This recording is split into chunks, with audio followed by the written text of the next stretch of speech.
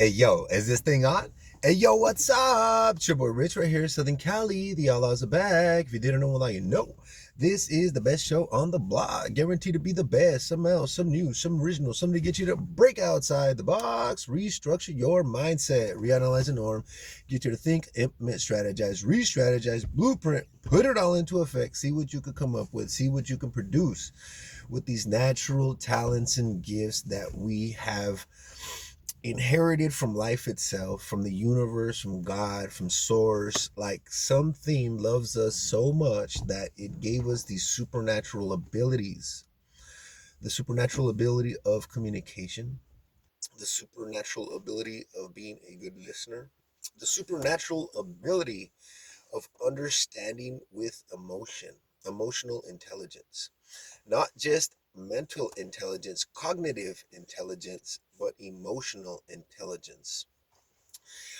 Certain people have these talents, these gifts of being able to walk into a room and read the room, not just to see the people, but to feel the energy that is fluctuating in the room and to know whether that room has thick air, meaning there's quarrels and there's fights and there's arguments in the area, or there's a peaceful vibe and it's a very loving, harmonious environment. Some people have that gift.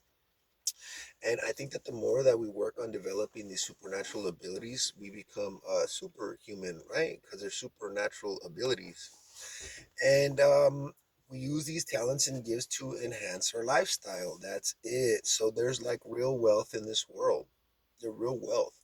And we can acquire it without actually having to gain any material possessions in order to achieve this different state of being, this different type of wealth.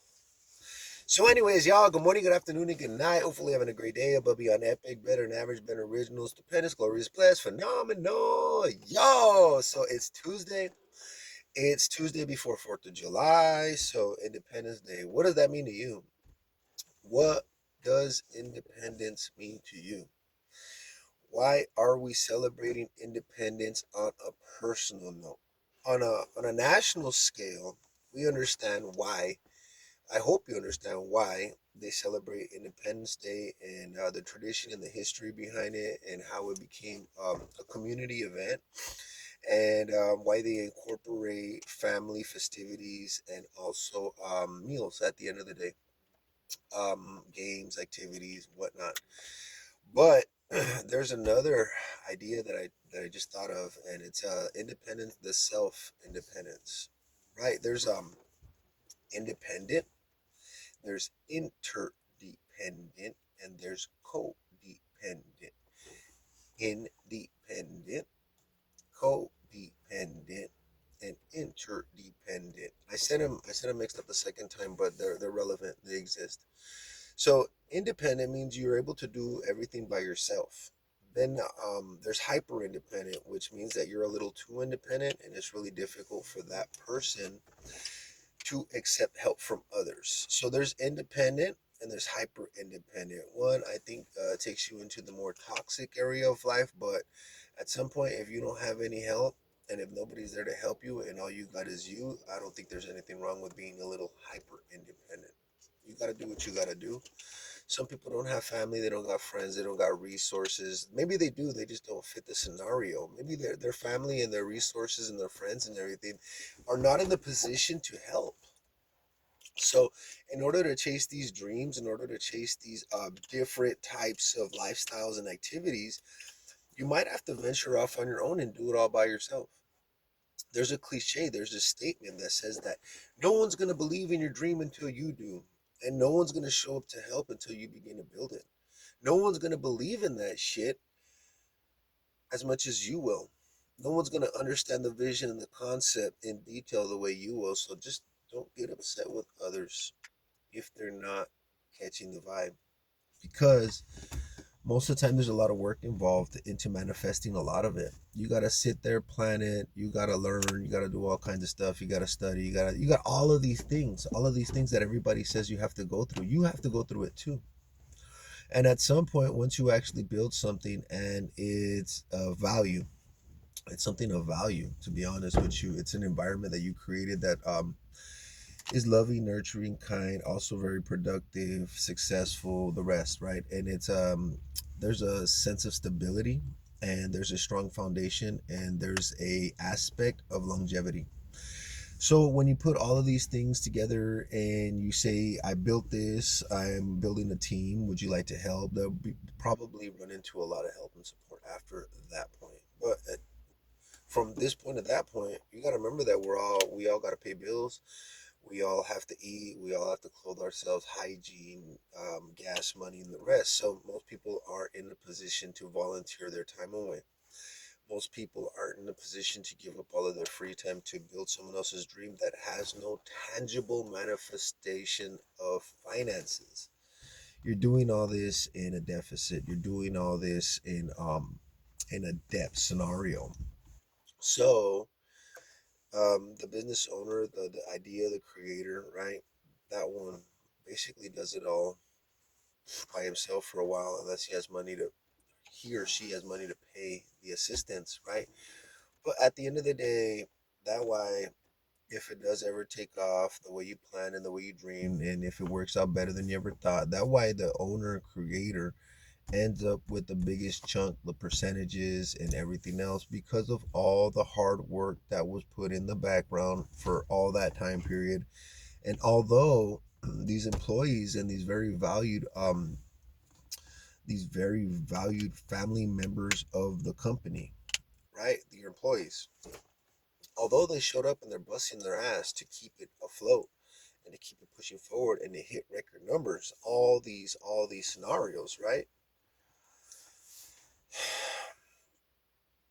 You were still there to build it. You were still there doing all the work and everything. So you basically hopefully become the standard of what that company is putting out as an employee. Like, wow, the owner really put it out. I'm really putting it out. The owner's really loving, kind, supportive.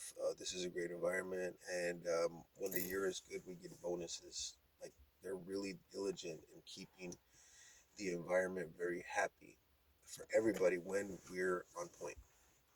When we're on point, obviously. Obviously, it's about production. Obviously, it's about moving forward. So those are the thoughts and those are the ideas on that. So what does independence mean to you? So independent means you're able to do a lot by yourself, right? You don't need much help.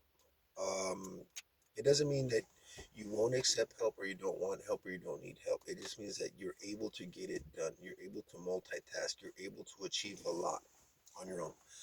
Then there's codependent. Codependent is toxic. Codependent is when you can't live without somebody else. Somebody else completes you. Somebody else has control of your emotions. Somebody else has control of your mind. Your mind revolves around somebody else all day. You're thinking about them. You're dreaming about them. Like, what they do, their actions literally affect your life. Like, if they're having a bad day and they message you about it, it ruins your fucking day. Like, if they're having a good day, those are the days you're having a good day. Like, you have to share that emotion. You're too entangled emotionally to this person that it builds an unhealthy, toxic bond. On top of that, you could also have codependency financially. So you can't exist without that person taking care of all your bills. If that person happens to abandon you by any means, you'd be in the worst fucking spot available. That's some codependent shit. That's a very toxic, unhealthy lifestyle. Um, so say you're a married couple and the man financially supports the female, or they have an agreement where the woman supports the man and the guy is a stay-at-home dad. I just don't argue with these facts that people love to just figure life out on their own, and as long as it works, right? So if you made up this fucking agreement and that's how you're gonna run it as a team, and you're not holding finances as a choker to your partner, and you let them go to work, and you don't have to bug them all fucking day, and you're not a negative force, and it's not where you're fully in their face day and night, relying on them not only to provide financially but to provide emotional and mental stability on top of the rest, right? That's toxic when you do that. But if you're able to give them that space to live life, to go and handle their business, to go ahead and make sure that it's running properly while you're over here focused on it running properly, and there's no financial domestic violence associated with the agreement. You share everything. You don't say, oh, I did this, I did that. No, we did it together. Even though you're over there making the money, I'm over here freaking preparing the meals, producing a home environment.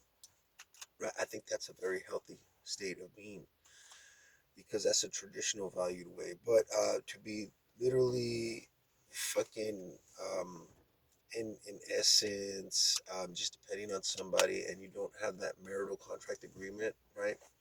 It's a different type of scenario, and that one is actually more toxic, formally toxic. Then there's interdependent. Interdependent for me is probably one of the cooler ones, because interdependency means that you're able to work well as a team. You're able to work well as a team, so you make a good spouse, you make a good partner, you make a good wife, husband, your wifey husband material. You're interdependent, so you can share your finances. You can make up schedules. You can make up rules. You can both follow them, and you get along very well. You're both very well good versed in communication, and you really help each other push forward and excel in life. That is a very healthy interdependent relationship. That where you want to be. That where you literally want to be. If you happen to want to be in a relationship and you want to enjoy physical, emotional love, right, with another human being. That shit is beautiful when it's real. That it could be very troublesome. It could be very hindering for your progress and hindering for your life in general to get into these toxic situations. And what I mean by this is that you spent all this time getting better and leveling up in life, and becoming a better person, to find somebody who's just going to drag you down to be the old version of you, old version of you, and doing things that you said you would never do again.